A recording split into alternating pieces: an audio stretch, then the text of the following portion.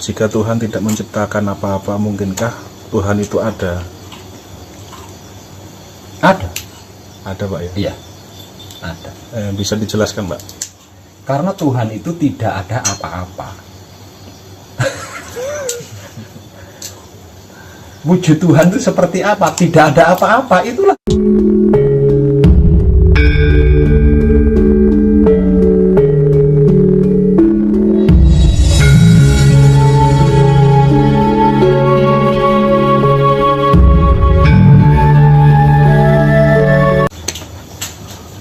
Ada yang meyakini bahwa reinkarnasi itu selama 7 kali, Pak Web. Bagaimana, Pak Web? Sedikit 7 kali. Selama dia belum innalillahi wa inna ilaihi rajiun, maka selama itu dia akan bereinkarnasi. Bukan cuma 7 kali. Berkali-kali. Berkali-kali lah. Kalau dibatasi cuma 7 kali berarti Tuhan tidak maha pengampun. Dan Tuhan maha pengampun nih. Reinkarnasi kok dibatasi. Sedangkan reinkarnasi adalah bentuk pengampunan Tuhan. Jadi betapapun masuk di dalam neraka, Tuhan tetap mengampuni. Bukti pengampunannya diizinkan reinkarnasi atau lahir kembali ke dunia. Nah, kalau dilahirkan kembali ke dunia gagal melakukan kebajikan, ya dia akan mengalami kematian lagi, kemudian reinkarnasi lagi. Ya seperti itu terus sampai dia mau melakukan kebajikan. Nyokro manggilingan. Iya. Anyokro manggilingan. Selagi belum sempurna, Pak ya. Ya. Terus ya, Terus berputar. seperti itu. Kalau gini, Pak. Misalnya saya sudah mati, dilahirkan kembali, tapi kesadaran saya yang di kehidupan yang dulu itu kok nggak itu, Pak. Saya kok nggak ingat itu bagaimana? Itulah bentuk kebijaksanaan Tuhan. Karena Tuhan kan maha bijaksana. Nah, bentuk kebijaksanaan Tuhan itu di situ. Nah, kalau panjenengan bisa mengingat, gawat, Mas. Bahaya. Bahayanya seperti apa, Pak? Nah, semisal contoh di kehidupan dulu, sampean pernah dicubit karo mase kuwi apa ora dendam sama nek roh. Iya. Ayo. Sampean barangnya pernah dicolong karo mase kuwi apa ora dendam sampean roh. Ya malah kacau to. Iya.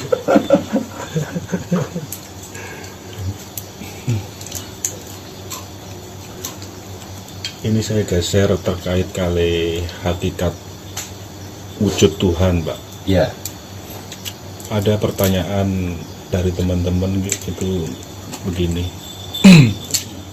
Jika Tuhan tidak menciptakan apa-apa, mungkinkah Tuhan itu ada? Ada. Ada, Pak ya? Iya. Ada. Bisa dijelaskan, Pak? Karena Tuhan itu tidak ada apa-apa. Wujud Tuhan itu seperti apa? Tidak ada apa-apa, itulah wujud Tuhan.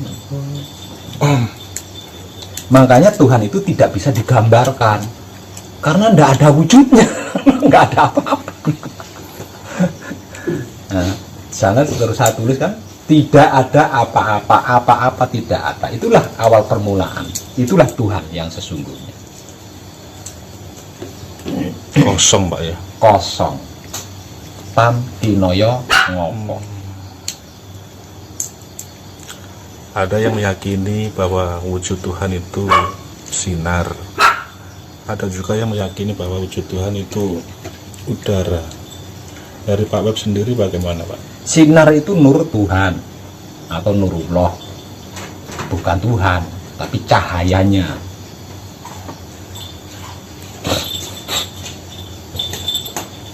Cahayanya.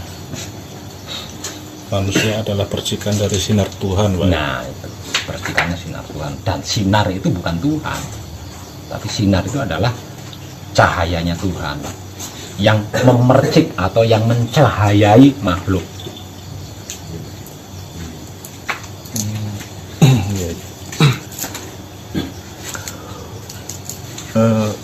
Terkait kali roh, sukma, dan nyawa, Pak. Apakah sama, Pak itu? Beda. Beda. di dalam diri kita itu ada 5 ruh. Ya, ada 5 ruh. Di dalam diri kita itu ada 5 ruh. Ruh yang pertama adalah hidup. Ya. Ruh yang kedua adalah anasir air. Ruh yang ketiga adalah anasir angin. Ruh yang keempat adalah anasir api. Ruh yang kelima adalah anasir bumi. Itulah 5 ruh di dalam diri kita. Lah, 4 anasir jika manunggal ini disebut sukma selagi di dalam diri manusia. Tapi kalau kemanunggalan 4 anasir ini di luar diri manusia disebut sebagai arwah. Jadi arwah itu di luar diri, kalau sukma itu di dalam diri. Sukma atau arwah ini adalah kemanunggalan 4 anasir. Seperti itu. Kalau nyawa, Pak? Nyawa itu ya, kalau nyawa itu identik dengan hidup, itu nyawa. Identik dengan hidup kalau nyawa. Atau ruh suci.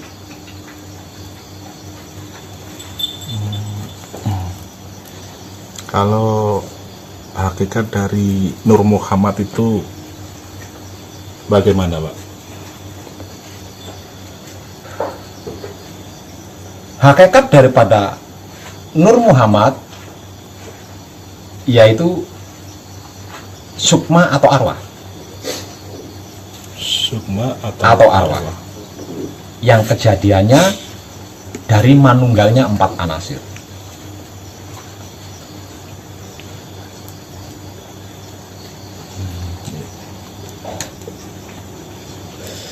Saya lanjutkan, Pak Web. Siap? Semua manusia bisa melakukan apapun karena hidup. Ya. Bahkan bisa ibadah, beragama, itu karena hidup. Iya. Tapi kenapa yang dijadikan pedoman ibadahnya, agamanya, bahkan bisa menjadi fanatik tentang agama dan ibadah, kok bukan hidupnya? Itulah politik. Itulah penyakit spiritual. Tidak seperti itu aja. Yang lebih konyol, ya kan? Yang lebih konyol lagi. Saya bersusah payah kerja. Oke. Kemudian dikarenakan saya bersusah payah kerja, lalu saya berhasil mendapatkan uang. Setelah mendapatkan uang, kemudian saya mengucapkan terima kasih Tuhan. Nah, ini konyol, Mas. Lah kok saya sebut konyol? Saya bisa bekerja kan yang menggerakkan hidup. Betul. Dengan keberhasilan saya bekerja, saya mendapatkan uang, kan karena hidup. Lah kok terima kasihnya sama Tuhan? Apa orang konyol? Konyol, Mas. Terlebih lagi ada sebuah firman yang menjelaskan, sesungguhnya aku tidak mengenal doa dari seorang hamba jika tidak melalui Rasulku atau utusanku. Utusan atau Rasul yang dimaksud itu kan hidup. Kenapa hidup kok disebut utusan? Kenapa hidup disebut Rasul? Karena hidup adalah ruh Tuhan. Aku ambil sebagian ruhku, lalu aku utus untuk menghidupkan makhluk. Artinya Rasul atau utusan itu kan hidup. Hidup yang menggerakkan kita bisa itu, ini. Nah, kalau kita apapun yang kita lakukan tidak melalui hidup, Tuhan itu tidak kenal. Konyol, Mas. Terlebih lagi ada sebuah firman yang menjelaskan, sesungguhnya aku tidak mengenal doa dari seorang hamba jika tidak melalui Rasulku atau utusanku. Utusan atau Rasul yang dimaksud itu kan hidup. Kenapa hidup kok disebut utusan? Kenapa hidup disebut Rasul? Karena hidup adalah ruh Tuhan. Aku ambil sebagian ruhku, lalu aku utus untuk menghidupkan makhluk. Artinya Rasul atau utusan itu kan hidup. Hidup yang menggerakkan kita bisa itu, ini. Nah, kalau kita apapun yang kita lakukan tidak melalui hidup, Tuhan itu tidak kenal.